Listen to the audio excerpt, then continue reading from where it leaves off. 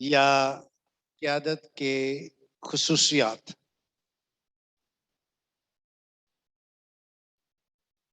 Church में सबसे बड़ा जो प्रॉब्लम है वो क़यादत का है, लीडरशिप का। कुछ लोग मानते हैं, कुछ नहीं मानते, और कुछ लोग किसी की भी नहीं मानते। वो घर बैठे ही इस खुशफहमी में है कि रूहुल कुद्दस हमें डायरेक्ट बताता।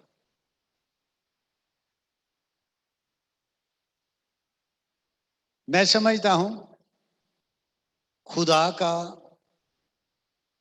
रूहुल कुद्दस का काम करने का या काम करवाने का एक बेहतरीन तरीकाकार। जब हम कलाम मुकद्दस को देखते हैं तो कलाम मुकद्दस की आदत के ताल्लुक से वाज़ेह टीचिंग देता है। अगर हम सुन लें और अमल करें। क़यादत का फुकदान शुरू से ही है, ये कोई नई बात नहीं है। मिस्टेक्स शुरू से ही हो रही हैं, ये भी कोई नई बात नहीं है। लेकिन वो शख्स जो अपनी मिस्टेक्स को दोहराता है, लोग उसको फुलिश कहते हैं। लेकिन जो अपनी मिस्टेक्स से सीखता है, वो सीखता ही चला जाता है और उसकी जिंदगी में निखार पैदा होता है। आमीन। सो आप सब किसी ना किसी तरीका से किसी मिनिस्ट्री में, किसी चर्च में, अगर आप बिब्लिकल फेथ चर्च में हैं, आप सब जानते हैं। अगर आप किसी और मिनिस्ट्री से रिलेटेड हैं, खिदमत गुजार हैं, तो मैं समझता हूं हम साथ ही साथ सीखते चले जाएं। मेरा जो टॉपिक है वो है होमिलेटिक्स।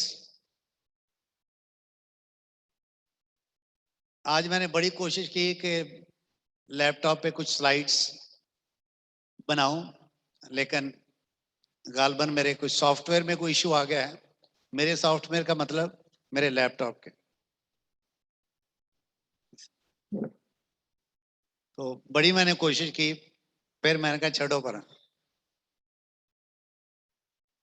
तो नोट्स मेरे पास मौजूद हैं और मैं आपको जिस तरह से लीड करता हूं, मेहरबानी से आप अपने नोट्स जरूर बनाइए। पूरी दुनिया में 3 तरह के मैसेजेस हैं। होमिलेटिक्स का मतलब है, कुछ मैं नए चेहरे देख रहा हूं। होमिलेटिक्स का मतलब है आर्ट ऑफ प्रीचिंग,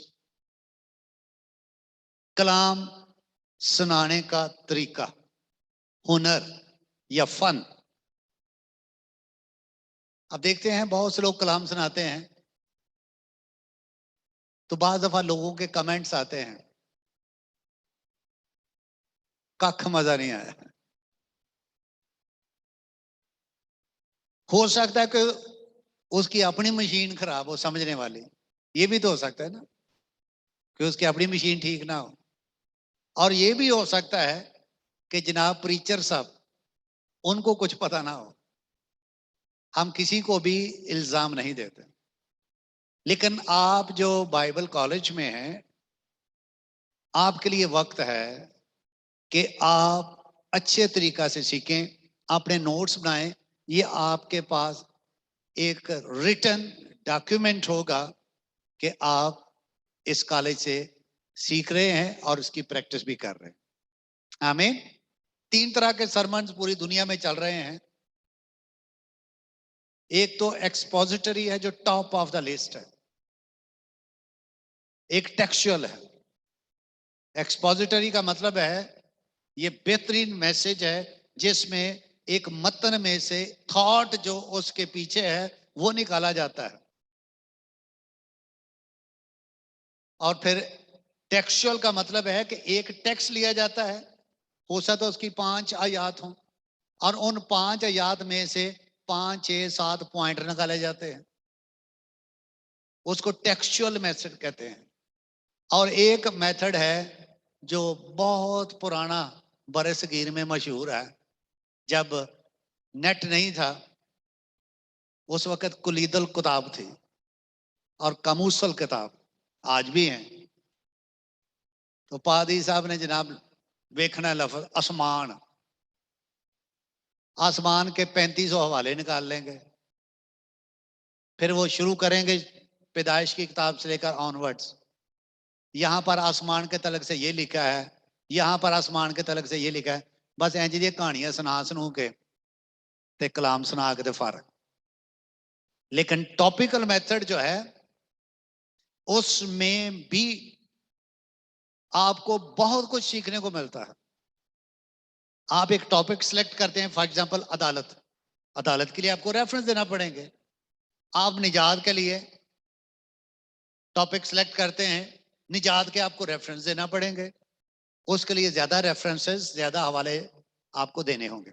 सो ये 3 मेथड्स हैं, और इन बातों को सीखते सीखते आज हम इस पॉइंट पे पहुंचे हैं इस लेसन में, जो पिछली दफा मैंने शुरू किया था, वो है द प्रीचर। द प्रीचर, कलाम सुनाने वाला, मनादी करने वाला।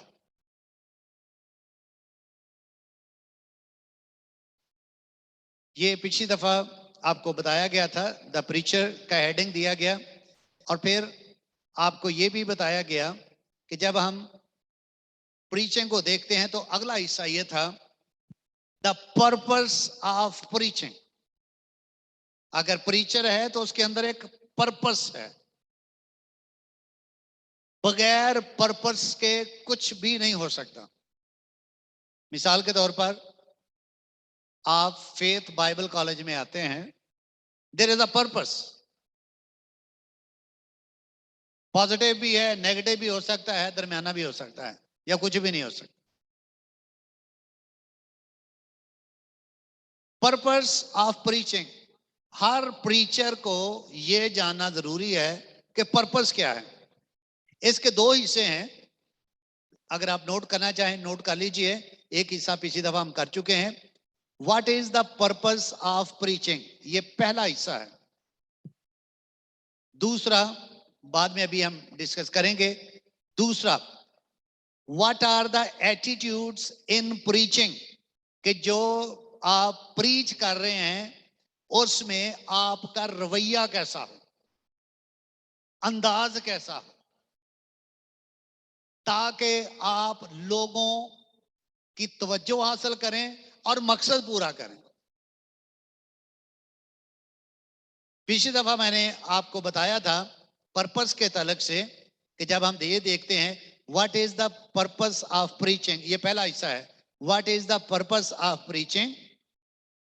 तो उसका पहला हिस्सा पिछली दफा डिस्कस किया था, और वो ये था, एक अमूमी पर्पस, अमूमी आम पर्पस, मनादी का आम पर्पस, खास भी है और आम भी है।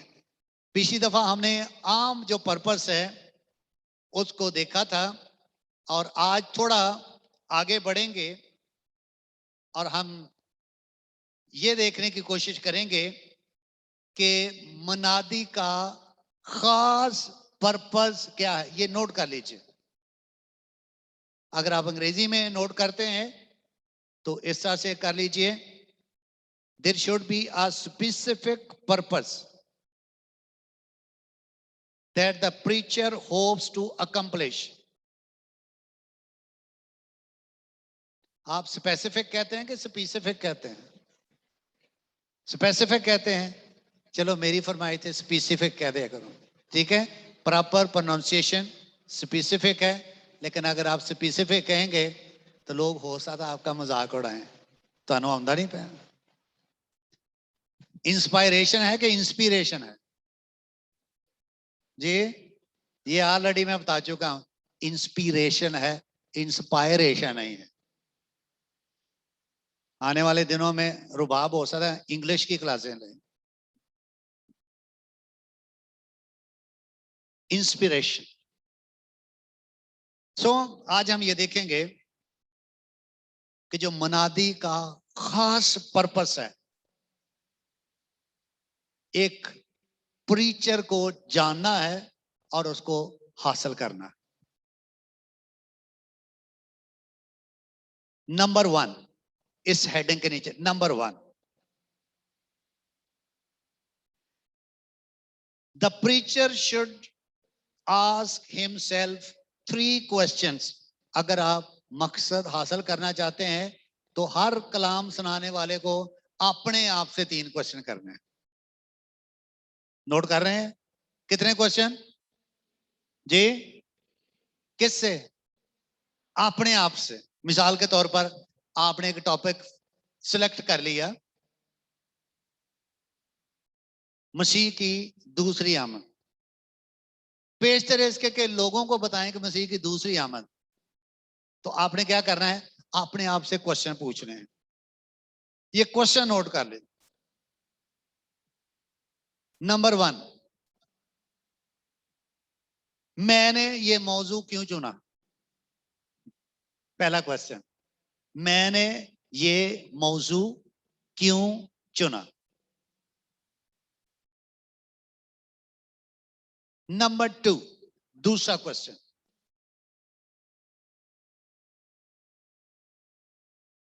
इससे मुझे क्या हासिल होगा? इससे मुझे क्या हासिल होगा? यानी जो कुछ मैं चाहता हूं कि लोगों को समझ आ जाए, क्या मुझे हासिल हो जाएगा? तीसरा क्वेश्चन, कि लोग किस तरह से इस मौजू से असर पजीर होंगे। लोग किस तरह से इस मौजू से असर पजीर होंगे।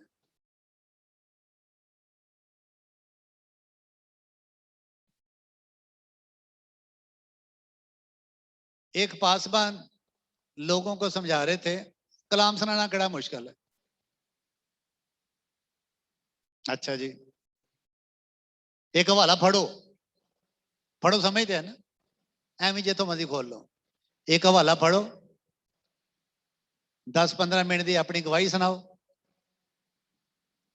एक दो गल्लां विचों दसो, एंड ते पौनी देर को 25 मिनट हो जाएंगे, ते एंड ते कोई होर गवाही किसी दी सुना दो, मैसेज पूरा। ये कड़ा रौला? That is not the right way. जब आप एक मौजू सिलेक्ट करें, एक हवाला लें, तो आपने कितने क्वेश्चन पूछने हैं?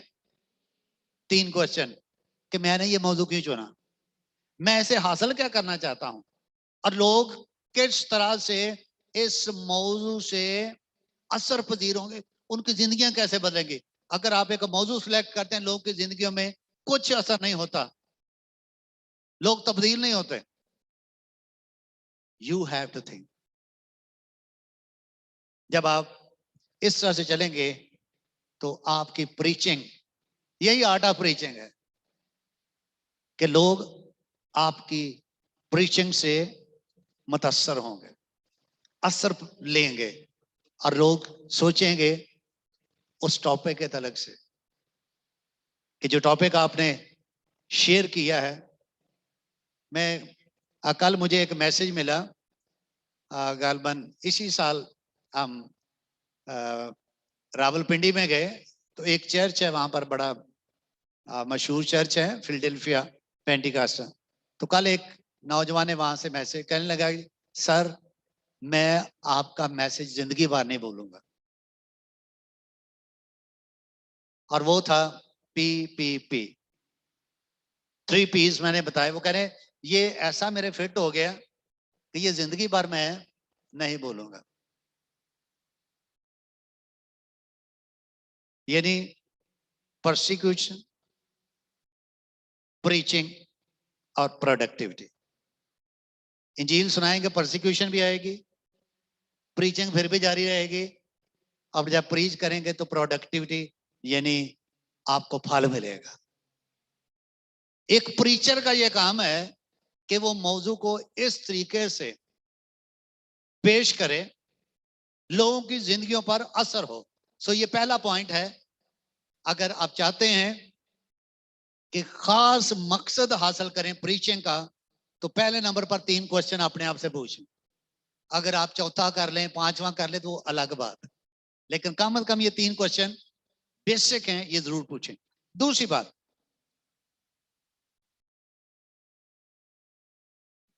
दूसरी बात इसी पॉइंट के नीचे, एक कलाम सुनाने वाले को सही इल्म हो कि कांग्रीगेशन आपके मौजू को समझ रही है। जो आप प्रीच कर रहे हैं, प्रीचर ने इस बात को समझना है कि जब आप प्रीच करते हैं तो ऑडियंस, कांग्रीगेशन, चर्च साफ तरीका से समझ पाए। ऐसे इधर उधर की बातें ना मारें। आज सुबह बात हो रही थी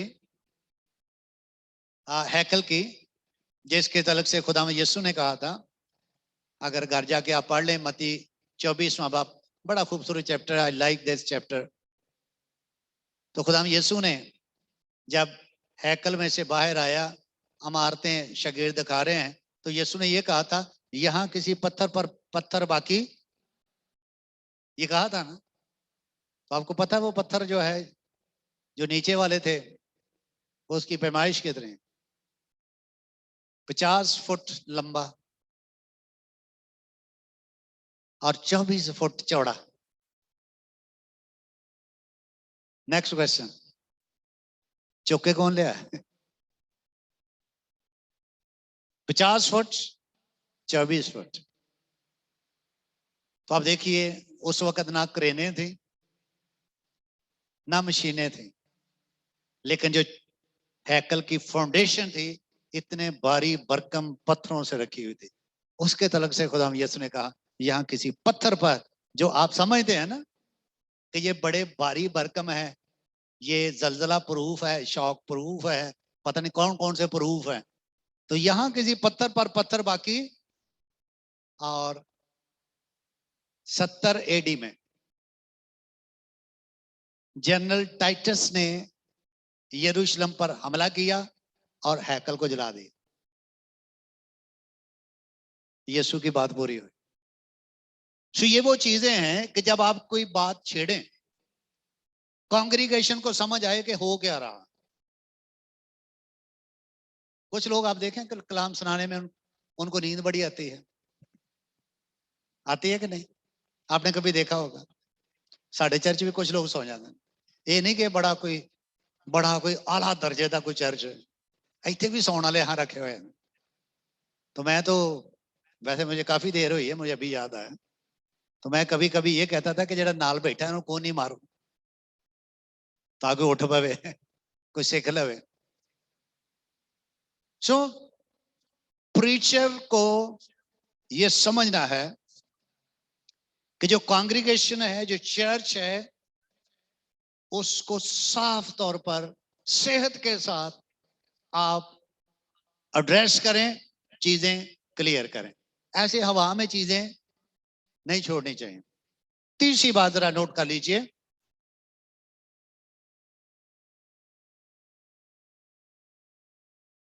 एक मुनाद को यह समझना है कि जो मौजू उसने सिलेक्ट किया है वो सुनने वालों की जरूरत है।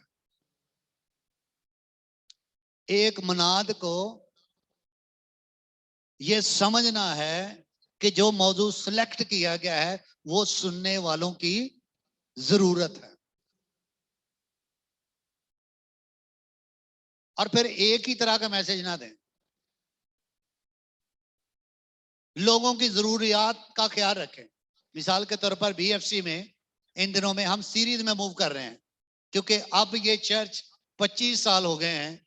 अब ये चर्च, नए लोग भी आए हैं इसमें, अब ये चर्च मेरे नजदीक ज्यादा तालीमी है, ये तालीम को अंडरस्टैंड करता है। इसलिए अब हम सीरीज में शुरू कर रहे हैं। कभी ये किताब पकड़ ली, गलीतियों, तीतस, तिमोथियस, अभी मैंने पैदाइश की किताब पकड़ी हुई है। और नेक्स्ट शलीम कह रहा था कि अगर आप लगे हाथ खरूज को भी पकड़ लें। Let's see what comes next. एक प्रीचर को ये अंडरस्टैंड करना है कि मेरे लोगों की जरूरत क्या, उससे लोग असर लेंगे। पिछले दिनों हमारे पास एक खुदा के खादम आए थे, याद है, इलियास मोनीस। संडे को मैसेज में उन्होंने अल्टर कॉल दे दी। मैं लै भी भाई उरे पढ़ने पै जाएंगे आज, क्योंकि वो एवेंजलिस्ट है ना। मैं आज पढ़ने पै गए, उन्होंने अल्टर कॉल दे दी। जितने लोग यीशु को कबूल, कोई बंदा है भी ना कहा। क्यों? चर्च डिफरेंट है। ऑलमोस्ट ज्यादातर लोगों ने पानी का बपतिस्मा लिया हुआ। सो मैं समझता हूं, क्योंकि उनकी कॉल जो है वो इवेंजलिस्टिक है। चर्च के अंदर प्रीचिंग से ज्यादा टीचिंग की जरूरत। टीचिंग नंबर 1, प्रीचिंग बाहर मैदान है, मुनादी के लिए बाहर का मैदान है, टीचिंग अंदर है। जब पतरस ने पहला वाज किया, लोग यीशु को कबूल करते हैं, उनको नसीहत की जाती है कि अब बपतिस्मा लो। बपतिस्मा लेने के बाद लिखा है कि वो रसूलों से तालीम पाने, 2:42 में, रसूलों से तालीम पाने। Next step is doctrinal. आपने तालीम हासिल करनी है। और तालीम कैसे हासिल करनी है? बाइबल का स्टैंडर्ड कभी नहीं बदला। आमीन। अमाल 2:42 में क्लियर लिखा, वो रसूलों से तालीम पाने। अनफॉर्चुनेटली पूछा जाता है, जी आपने कहां से तालीम पाई? फलाने भगत को पाई। जिन्हें आप ही कभी बाइबल नहीं पढ़े, उन्होंने की पढ़ाना? फलाना भगत, फलाना भगत। सियालकोटा से पास चले जाओ, से साधु ही साधु। वो साधु सुंदर सिंह की नकल करते हैं, उनको ये नहीं पता कि साधु सुंदर से कितना पढ़ा लिखा बंदा था। वो समझते हैं कि अनपढ़ बंदा जो वो साधु होता। सो वी मस्ट अंडरस्टैंड कि जब आप तालीम हासिल करें, the right place is church. Number 2, the right man is apostle. रसूलों से तालीम हासिल। सो एक प्रीचर को इस बात को अंडरस्टैंड करना है कि जो वो मैसेज सुना रहा है, लोग क्लियरली उसको समझ सकें। जब पतरस ने वाइज किया तो लोग क्लियरली समझे। 3000 लोग आ गए, ऐਵੇਂ ही नहीं आ गए। ऐ भाइयों हम क्या करें? और उनको नुस्खा बताया गया, तरीका बताया गया कि ये करो तो तुम रूल कुदस इनाम में पाओगे। ओके, सो अगर क्लियर करना है, मैसेज क्लियर करना है, तो उसमें चंद पॉइंट्स नोट कर लें। ये जो तीसरा पॉइंट है, उसके अंदर आपने चंद पॉइंट्स नोट करने हैं। एक, प्रीचर के अंदर कॉन्फिडेंस हो। एक प्रीचर के अंदर कॉन्फिडेंस हो।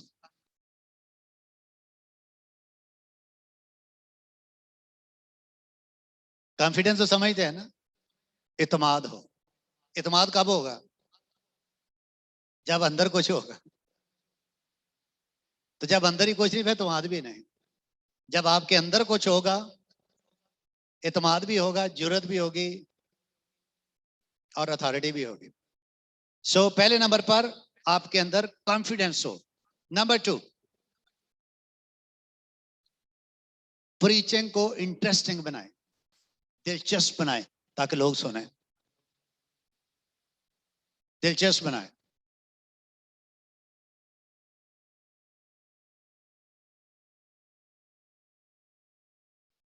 तीसरे नंबर पर अगर आप चाहते हैं कि कलाम क्लियरली लोगों तक पहुंचे, तीसरे नंबर पर टेक्स्ट के साथ जुड़े रहें। जो टेक्स्ट आप सिलेक्ट करते हैं उसके साथ इंटैक्ट रहें, जुड़े रहें, इधर उधर की बातें नहीं कर रहे, मौजू पे रहें, उस टेक्स्ट को खोलें, लिखा क्या है उसके अंदर।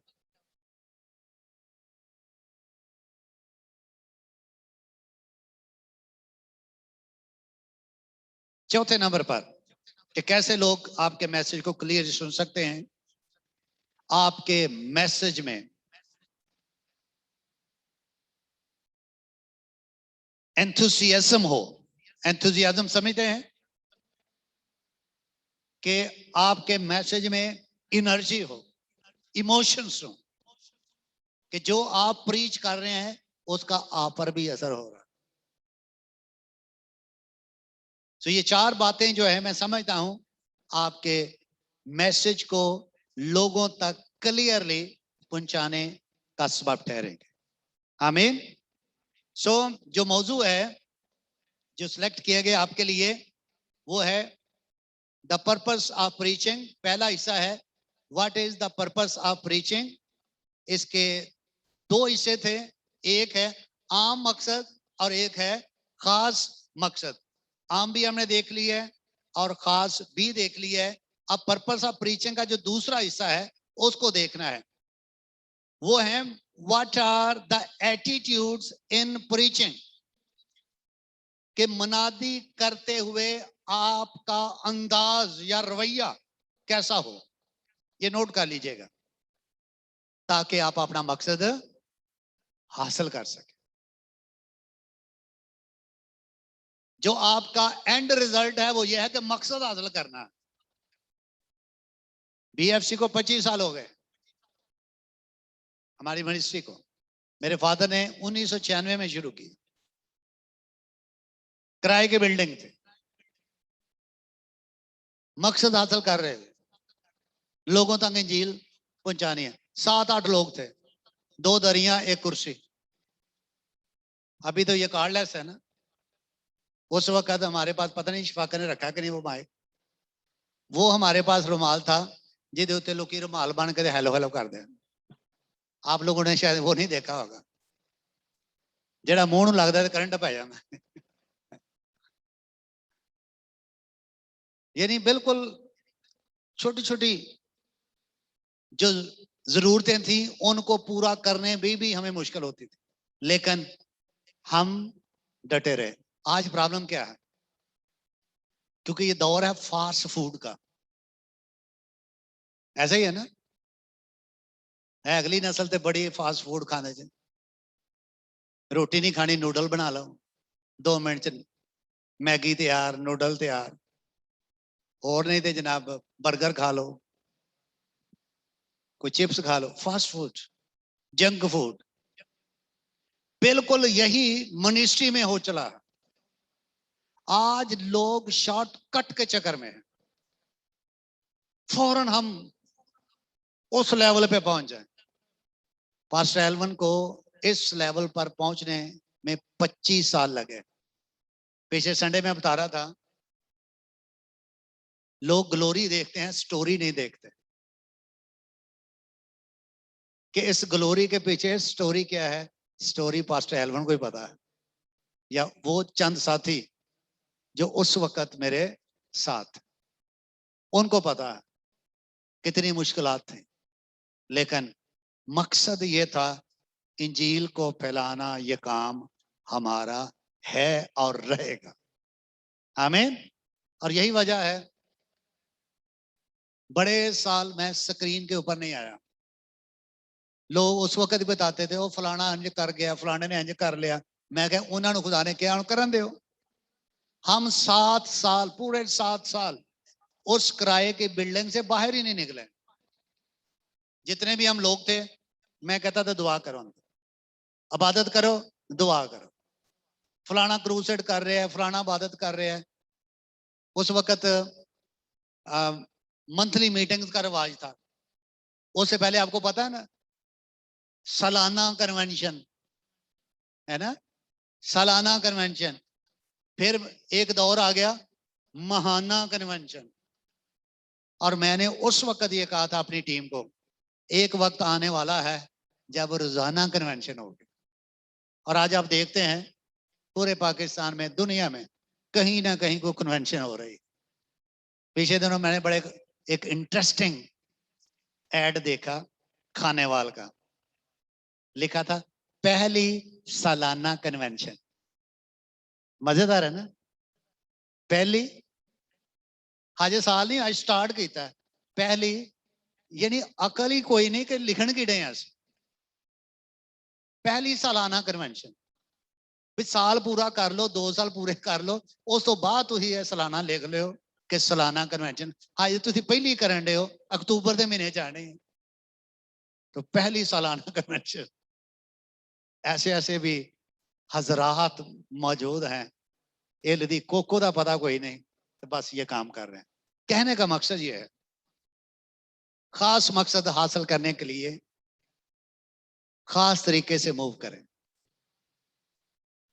जब आप खास तरीके से मूव करेंगे, खास अंदाज से मूव करेंगे, जो अभी हम सीखने को हैं, तो फिर लोग तब्दील तो होंगे। आमीन। हमने थोड़े से लोगों से आगाज किया। मुझे याद आ गया, first time sister Alice Newman की टीम से 4 लोग आए। संडे मीटिंग के बाद उन्होंने मुझे पूछा कि आपकी कांग्रीगेशन कितनी बड़ी है। मैंने कहा 26 लोग, 26। कहते हैं ओनली 26। मैंने कहा यस, ओनली 26। ये 2003 की बात है। मैंने कहा 26 हो गए बस ये। कहते हैं आपने बड़े काउंट किए। मैंने कहा मुझे पता कौन कौन हमारे साथ। हमारे एक साथी थे उस वक्त, मीटिंग के बाद बैठे, उन्होंने बात शुरू की, जी मैं गल कर सकना है? जी करो जी गल। कहने लगे उन्होंने, ਅਸੀਂ किराए की बिल्डिंग च रहने हैं, ते दुआ भी करो तो कुछ करो। तो पहली बारी विजिट आए। मैंने उसको कहा, मैंने कहा चुप करें, आपको किसने इख्तियार दिया कि आप ये बात करें? आपको कोई समझ नहीं है। एक लीडर का काम है ये बातें वो शेयर करें। मैंने उनको रोक दिया। बाद में मैंने उस टीम से माजरत की कि सॉरी। बाद दफा जेहन में क्या आएगा कि शायद पाजी साहब ने क्या हुए कि तू बोलनी कि सानू आ जरूरत है। मैंने उनको रोक दिया। With God all things are possible. और खुदा ने ये जगह भी हमें दी, ये बिल्डिंग बनाने के लिए भी हमें अंदर से फंड्स दिए। हम ये दावेदार हैं पाकिस्तान में कि ये अंदरूनी फंड्स हैं, बैरूनी फंड्स नहीं है। सो खुदा का मैं शुक्रगुजार हूं कि खुदा किस तरीका से प्रीचिंग को फ्रूटफुल करता है। सो अभी जो खास मकसद हमने सीखना है, ये चंद पॉइंट्स हैं, ये आपने नोट कर लेने हैं। सबसे पहले नंबर पर,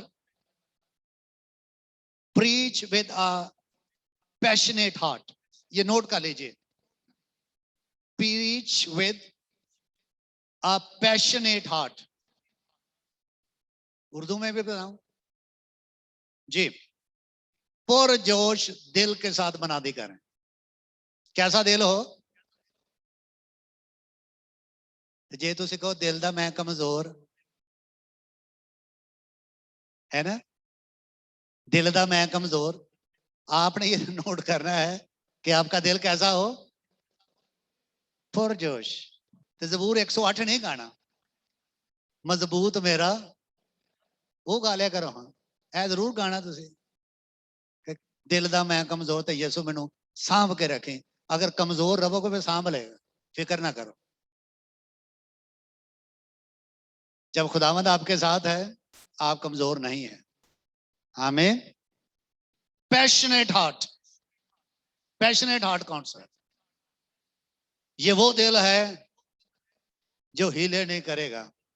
वरना हवाला दे के यिर्मयाह की किताब में से दिल सब चीजों से ज्यादा लाइलाज, और मेरे को आओ मैं तुहानू दस देंगा ਇਹਦਾ इलाज की है। क्यों नहीं है इलाज इसका? है। कैसा दिल होना चाहिए? Passionate, ready to preach, ready to go, ready to win. ऐसा दिल हो जिससे आप लोगों तक पहुंच पाए।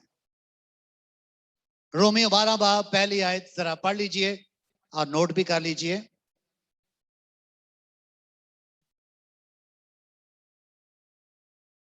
बड़ी मशहूर आयत है ये, अक्सर कोट की जाती है। रोमियो पहला बाब 12वीं आयत, 12वां बाब पहली आयत। रोमियो 12वां बाब पहली आयत। पस है भाइयों, मैं खुदा की रहमतें याद दिलाकर तुमसे इल्तमास करता हूँ कि अपने बदन ऐसी कुर्बानी होने के लिए नजर करो जो जिंदा और पाक और खुदा को पसंदीदा हो। यही तुम्हारी माकूल इबादत है। आमीन। कैसी कुर्बानी पेश करनी है? जिंदा, पाक, खुदा की पसंदीदा, खुदा को पसंदीदा। 3 पॉइंट्स हैं यहां पर। जब ये बातें आपके अंदर होंगी तो आपका दिल तो उछलेगा। किसी जमाने में हम गीत गाते थे, आजकल तो कभी सुना ही नहीं किसी से। उछला जाए है दिल मेरे सीने में, फिर क्यों ना गाऊं तेरी सना। यानी आपके अंदर जो दिल है वो पुरजोश हो। I will sing for the Lord, I will shout for the Lord. हम हीले बहानों से प्रीच नहीं कर सकते। समटाइम्स लीडर्स में ये कमी पाई जाती है कि एक बड़े टास्क के लिए एक छोटी सी बात का बहाना बनाकर बड़ा टास्क छोड़ देते हैं। बाज दफा पूछा जाता है कि जनाब आप क्यों नहीं आए? कहते हैं जी वो बर्थडे पार्टी सी होती इस वास्ते नहीं मैं आया। बर्थडे पार्टी कितने बजे शुरू होती है जी? अक्सर लेट, और अक्सर सैटरडे को 9 बजे के बाद। दुआ मिस कर ली, बाइबल स्टडी मिस कर ली, सिर्फ उस इंतजार में कि मैंने बर्थडे पार्टी पे जाना। दिल कैसा होना चाहिए? गाना ना याद आ जाए तो। दिल कैसा होना चाहिए? पुरजोश। हालेलुया। आपने कभी देखा है कि लोग खुशखबरी सुना रहे हैं गुस्से के साथ? है ना? सुना खुशखबरी रहे हैं और इन्ना गुस्सा तुझे मारे जाना, तुम्हारा रुड़ जाना है। आप खुशखबरी खुशी के साथ सुनाए। अंदर अगर इत्मीनान है, खुशी है, इट शुड कम आउट। अगर अंदर इस्तराब है, इस्तराब बाहर आएगा। 15वें बाब की 30 आयत, रोमियो के खत में सही 15वें बाब की 30 आयत जरा देखिए। 15वां बाब 30वीं आयत। हम्म। और ए भाइयों, मैं यीशु मसीह का जो हमारा खुदावंद है वास्ता देकर और रूह की मोहब्बत को याद दिलाकर तुमसे इल्तमास करता हूँ कि मेरे लिए खुदा से दुआएं करने में मेरे साथ मिलकर जान फशानी करो। जान फशानी करो, पुरजोश। हमारे चर्च में मॉर्निंग में डेली 11 से 12 बजे अपर रूम में दुआ होती है। इट्स ओपन फॉर ऑल, जो भी आए। लेकिन थोड़े लोग हम होते हैं, ऑलमोस्ट 15 to 20 लोग, हम डेली दुआ में ठहरते हैं, कुछ भी हो जाए। हम हर रोज आते हैं, संडे के अलावा हर रोज आते हैं।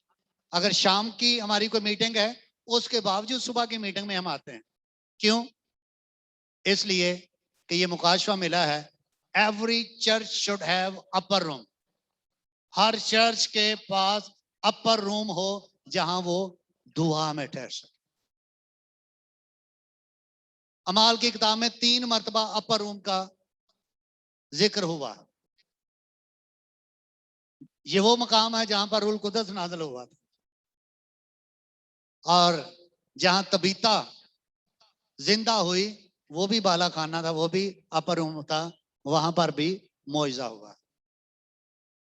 सो एक प्रीचर को पुरजोश होना चाहिए। और भी चंद हवाले नोट कर लीजिएगा। इफिसियों 4:1, पहला ग्रंथियों पहला बाब और उसकी 10वीं आयत। ये बाद में जरूर पढ़ लीजिएगा, आपको हेल्प आउट करेंगे।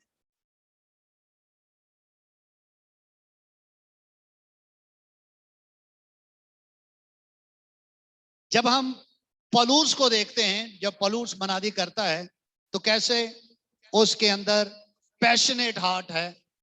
उसकी जिंदगी से 3 बातें आपके साथ शेयर करनी है। नंबर 1, ये जल्दी कीजिएगा। नंबर 1, ये पहला पॉइंट है जो मैं आपको बता रहा हूं कि आपका प्रीचिंग का अंदाज कैसा हो। उसका पहला हिस्सा है पुरजोश दिल। पुरजोश दिल के अंदर ये 3 पॉइंट्स मैंने आपको लिखवाने हैं। ये हवाला भी खोल लीजिएगा, पहले हवाला खोल लीजिएगा। दूसरा ग्रंथियों 5वां बाब, दूसरा ग्रंथियों 5वां बाब, ये जरा खोल लीजिएगा और उसकी 11वीं आयत।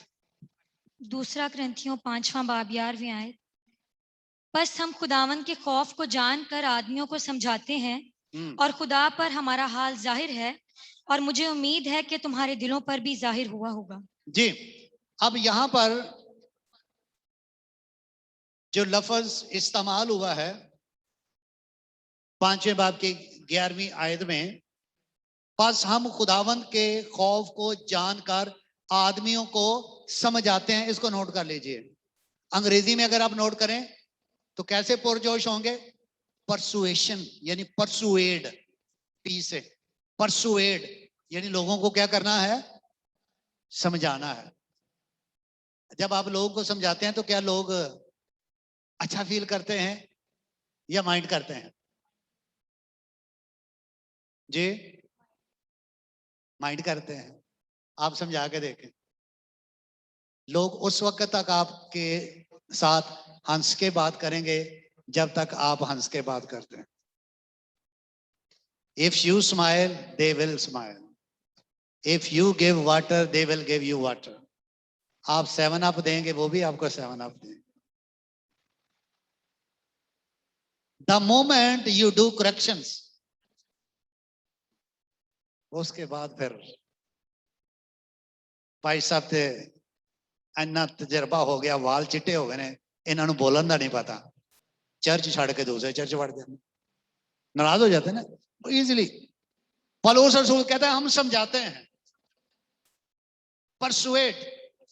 सो पुरजोश होने का मतलब है कि हम परसुएड हों, समझाते रहें। दूसरी बात, प्लीडिंग। कैसे पुरजोश होना है? समझाना है और प्लीड भी करना। प्लीड का मतलब क्या है? इल्तमास करना।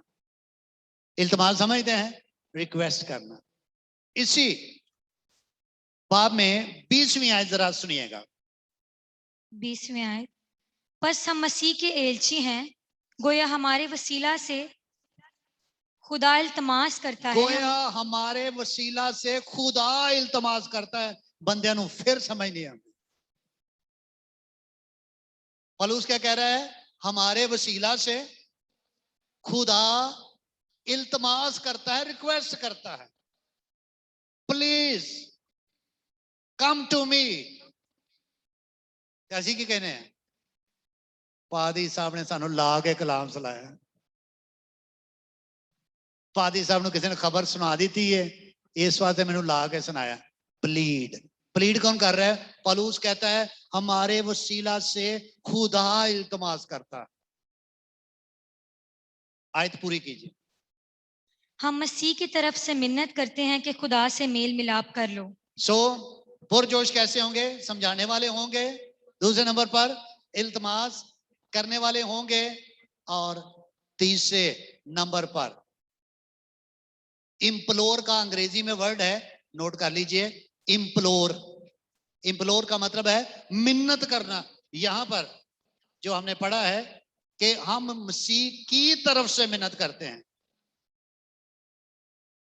जरा गौर करें इस रेफरेंस पे। खुदा इल्तमास करता है और मसीह मिन्नत, मसीह की तरफ से मिन्नत। किस लिए? ताकि लोग उसके पास आ जाएं। बोलेगा किससे? लोगों से। किसके थ्रू? प्रीचर के थ्रू। तो ये है कंपैशनेट हार्ट। ठीक है। दूसरी बात, कंपैशनेट हार्ट में मैंने आपको 3 पॉइंट बताए हैं। क्योंकि आज डिस्प्ले नहीं हो रहा तो वाइसली आपने ये पॉइंट नोट करना है। दूसरा, हम सीख क्या रहे हैं? कैसे हमारी मनादी का खास मकसद हासिल होगा। तो उसके लिए है पैशनेट हार्ट हो। Number 2, preach with confidence and boldness. दिलेरी और इत्माद के साथ मनादी करें। दिलेरी के साथ और इत्माद के साथ। जल्दी से हवाला खोलिएगा, अमाल 4:31। अमाल 4:31। अमाल 4 बाब 31 में आए। जब वो दुआ कर चुके तो जिस मकान में जमा थे वो हिल गया और वो सब रूहुल कुद्दस से भर गए और खुदा का कलाम दिलेरी से सुनाते रहे। कैसे सुनाते रहे? इनको धमकियां नहीं मिल रही थी, इनको धमकियां मिल रही थी, लेकिन ये कैसे कलाम सुना रहे हैं? दिलेरी के साथ। बोल्डनेस भी है, दिलेरी भी है। 28वां बाब अमाल की किताब में से 31 आयत। 28वां बाब 31 में आए। और जो उसके पास आते थे उन सब से मिलता रहा और कमाल दिलेरी से बगैर रोक टोक के खुदा की बादशाही की मुनादी करता और खुदावन यीशु मसीह की बातें सिखाता रहा। कौन? भाई पलूस।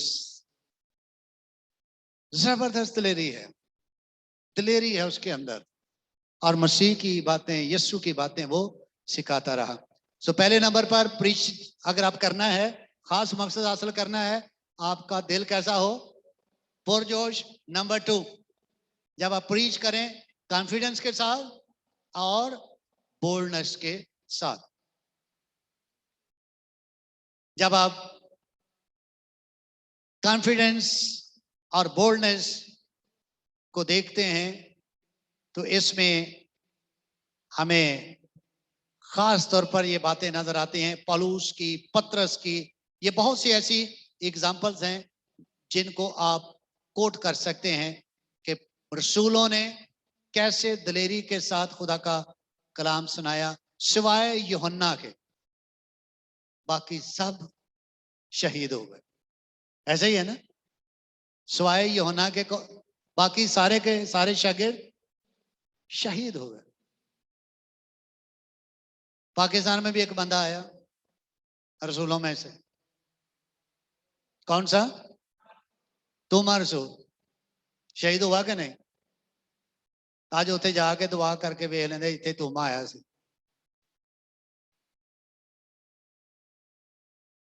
टर्की में 7 चर्चेस थे। ऐसे ही है ना? कितने चर्चेस थे? मुकाशवा की किताब में। अब कितने हैं? उन चर्चेस के सिर्फ निशानात बाकी हैं। तो पाकिस्तान से लोग सिर्फ देखने जाते हैं, इथे है सी, इथे है सी। अच्छी बात है, देखना चाहिए। पैसे खर्च कर करके, कालियां एनका ला के, सिर ते टोपा पा के, टाइयां ला के, कोट पा के, काश समझ जाए कि ये जगह जो हैं जहां पर किसी जमाने में चर्च थे, इनके लीडर्स का क्या हो। बिशप पॉलीकार्प जो पहला शहीद बिशप था, एजेड है, 84 के करीब उसकी एज है। कहने लगे कि तू इनकार कर वरना तेरा सर उतार देंगे। उसने कहा जल्दी करो ताकि मैं जल्दी से ताज देख लूं। मुझे ताज, वो क्या देख रहा था कि तू ऊपर से ताज आ रहा है, इस तरह से ताज आ रहा है, कभी ऊपर जा रहा है कभी नीचे आ रहा है। कहते हैं छेती करो, कट्टो तो ऑन, ताकि मैं जल्दी से ताज पहन लो। स्टीफनस क्या देख रहा है? स्टीफनस को जब मार रहे हैं रोड़े, किस साइड से रोड़े पड़ रहे थे? फ्रंट तो चारों तरफ से रोड़े पड़ रहे हैं। ब्लड कहां से निकल रहा है? पूरी बॉडी से। है ध्यान उसकी तरफ। वो क्या कह रहा है कि मैं आसमान को खुला और खुदावंद यीशु को बाप के दाहिनी तरफ। कितना जबरदस्त है। उसका ध्यान ही नहीं पत्थरों की तरफ, ब्लड की तरफ, मौत की तरफ ध्यान ही नहीं। उसका ध्यान है तो खुदावंद यीशु की तरफ। हालेलुया। ये है दलेरी। काश ये आग लग जाए, या तो आग लग जाए या फिर आग ही लग जाए। समझते हैं फर्क? तो मैं आप समझ गए ना, आग लगने या अग लगने से। दुआ की जाती है, पादी साहब ਨੂੰ तेरे मजबे ते ले आने हैं। मजबा समझते हैं ना? मजबा पे क्या होता है? छुरी फेरी जाती है। तो पादी साहब, भाई साहब ਨੂੰ दुआ की है, भाई खुदावन तेरे मजबा ते ले आना ताकि पादी ਨੂੰ छुरी ते फेरो। मजबा को अंडरस्टैंड करना है। It's a place of prayer. जो नए ऐतनामा में मजबा का मतलब है वो है प्लेस ऑफ प्रेयर, दुआ की जगह। पुराने ऐतनामा क्या था? छुरी फेरी जाओ। सो इसलिए आपकी तो जो, this is how you can make your preaching interesting. आमीन जी। कैसा दिल होना चाहिए? अच्छा जल्दी ना कितने गाना ना काट दे। कैसा दिल होना चाहिए? हाँ जी ठीक है। और दूसरी बात क्या है? बोल्डनेस और कॉन्फिडेंस। तीसरे नंबर पर, बात क्लोज करने लगा हूं। तीसरे नंबर पर, प्रीच विद अथॉरिटी। जब आप कलाम सुनाएं तो कैसे? अथॉरिटी के साथ। मेरे पास एक खास खुदा ने मुझे गिफ्ट दिया है, और वो ये है कि जितनी मर्जी खलबली मची हो, बाद दफा मीटिंग में होता है ना, बच्चे बांध रहा हूं, कहीं इधर जान रहे, कोई इधर जाने, सुन दे किसी ने। मैंने बड़े कन्वेंशंस में भी ये देखा है कि जब चीजें आउट ऑफ कंट्रोल होती हैं, जो ही माइक मेरे पास आता है, हर चीज जो है वो बैठ जाती है। मैं बड़े मजे के साथ कलाम सुना देता। This a special gift. बच्चे भी सुनते हैं। हमारे चर्च में भी बच्चे बैठे होते हैं, आराम से सुन लेते हैं। क्या करना है? प्रीच विद, यीशु नाम में कुदरत पाई जाती है। उसके कलाम में जब यीशु बोलता था तो कैसे बोलता था? साहिबे, साहिबे इख्तियार की तरह। ये हवाला जरा नोट करें, पढ़ भी लें जरा। मत्ती की इंजील में से 7वां बाब।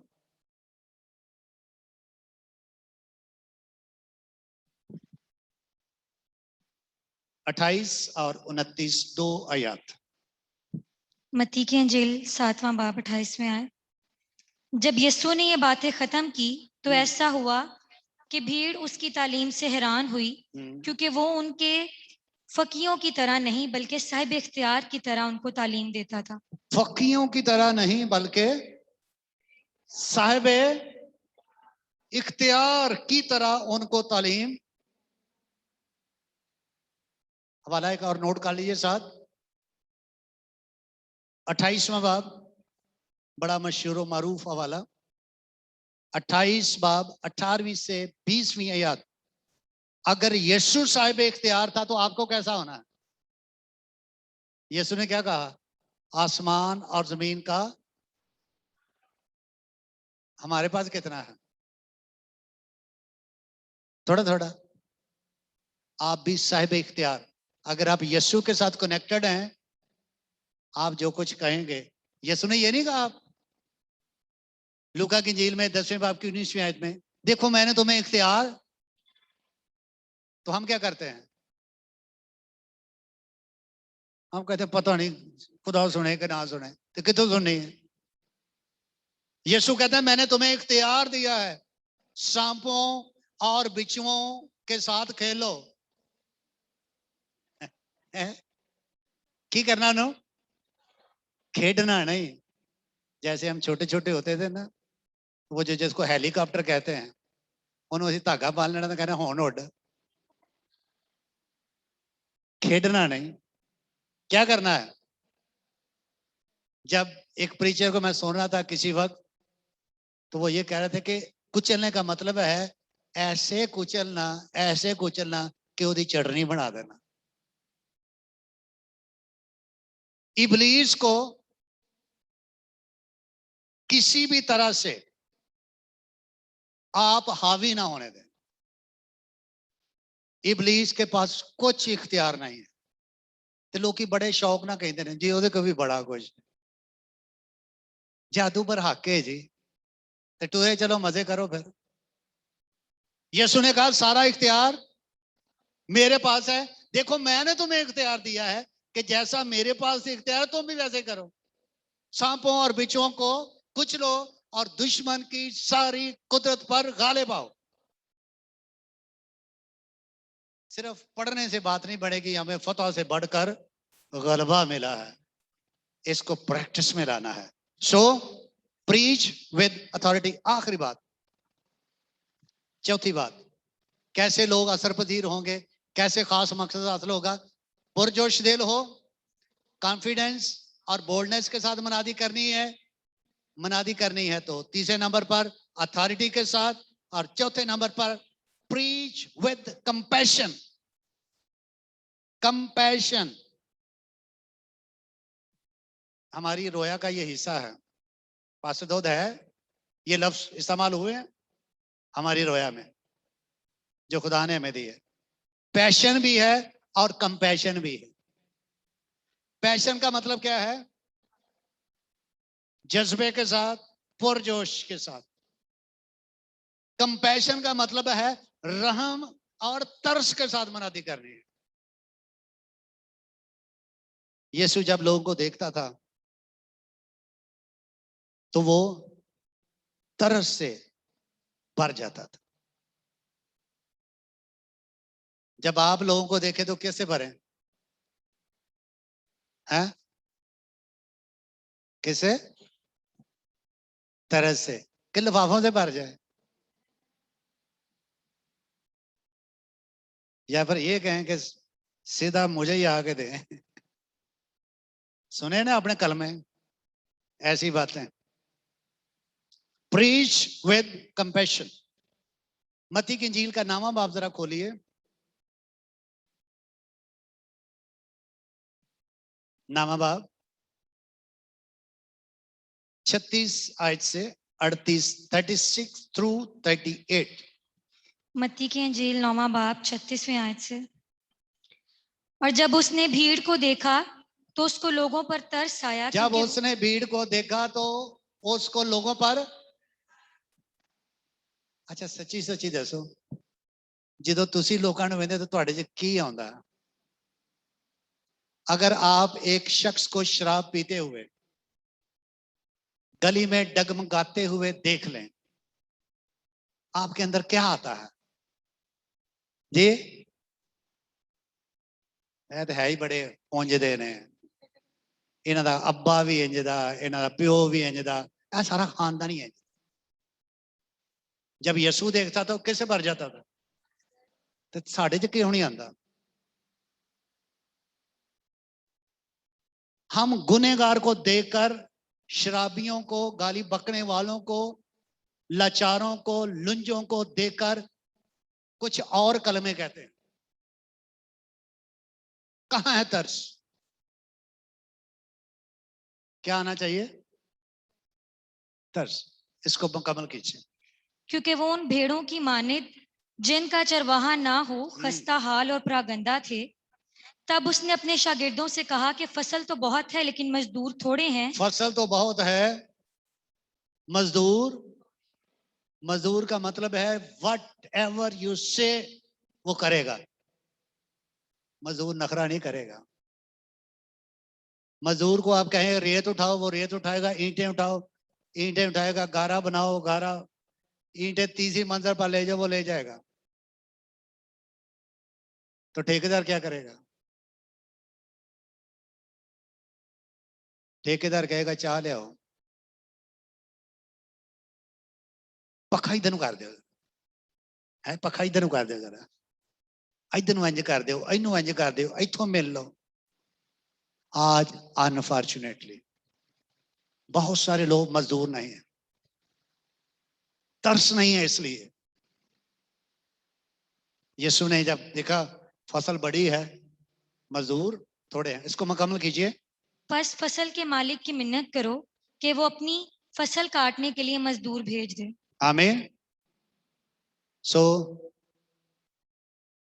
हमने इस बात को अंडरस्टैंड करना है। मनादी कैसे करनी है?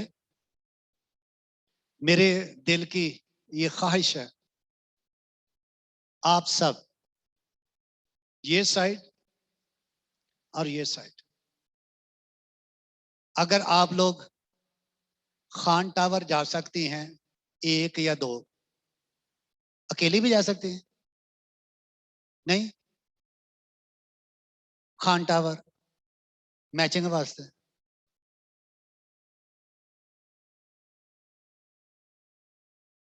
इधर तो दलेरी है ही। मैं बहनों को इनकरेज कर रहा हूं, अगर आप शॉपिंग के लिए एक या दो जा सकती हैं, व्हाई नॉट फॉर प्रीचिंग?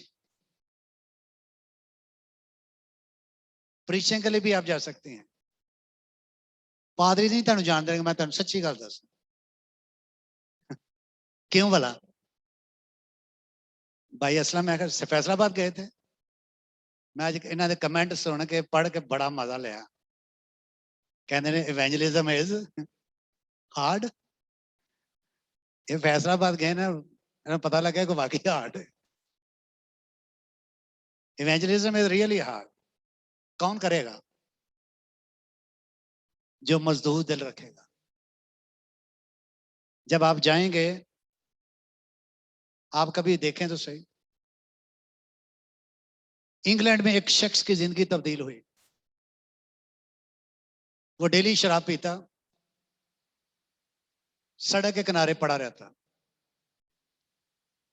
एक दिन एक आपकी तरह का मुबशर चर्च से निकला, जैसे मैंने अभी आपको थोड़ा सा हलाया है। वो सड़क किनारे एक बंदे को देखता है, सर्दी से ठिठुर रहा है, और उसकी तरफ उसने हाथ बढ़ाया, हेलो जेंटलमैन। उसको पता था कैसे शराब पी है। उसके साथ हाथ मिलाया, उसने बड़ी मुश्किल से सर ऊपर उठाया, हाथ बढ़ाया, उससे पूछा तू कौन है? उसने कहा होमलेस, मेरा कोई घर नहीं है, मैं डेली शराब पीता हूं, इसी तरह से सड़क के किनारे पड़ा रहता हूं।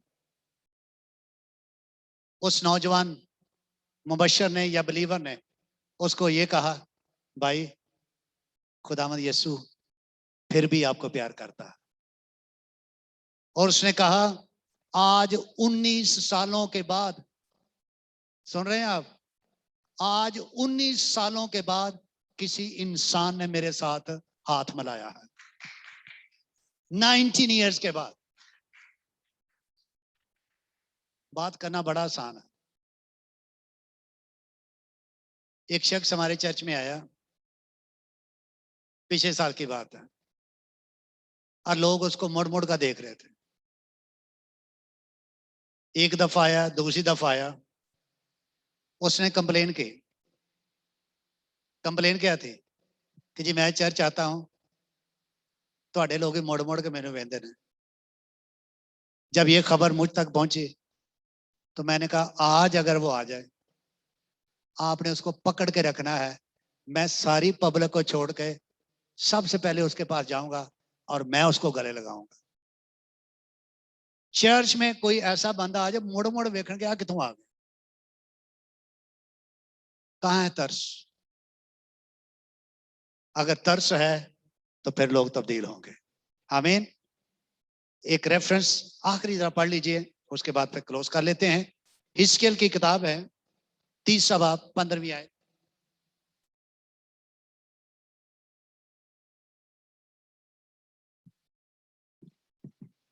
हिजकिय्याह 3 बाब उसकी 15वीं आयत। और मैं तलीएब में असीरों के पास जो नहरे कबार के किनारे बसते थे पहुंचा, और जहां वो रहते थे मैं 7 दिन तक उनके दरमियान परेशान बैठा रहा। जहां वो रहते थे मैं उनके साथ रहा 7 दिन तक। इसका मतलब क्या है? इसका मतलब यह है, जहां लोग हैं, जैसे लोग हैं, गो देयर एंड प्रीच। किसी शख्स ने यह कहा है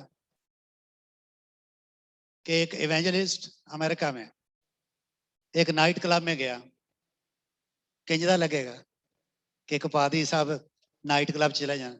नाइट क्लब में क्या होता है? कोई बुरी बात होती है? जो बाहर के नाइट क्लब्स हैं बड़े फर्क हैं। वो शख्स गया, वो लोग डांस कर रहे हैं, गीत गा रहे हैं। एक टर्न ऐसी आई कि उन्होंने कहा आप में से अगर कोई गाना चाहे मस्ती के लिए तो गा सकते हैं। भाई साहब की बारी आ गई, उन्होंने उसे ज़बूर शुरू कर ली। जब ज़बूर शुरू कर लिया, वहां पर रूल कुद्दस की अनॉइंटिंग आ गई। जब रूल कुद्दस की अनॉइंटिंग आ गई तो लोग वो काम छोड़ के गैर जुबानें बोलना शुरू हो जाते हैं।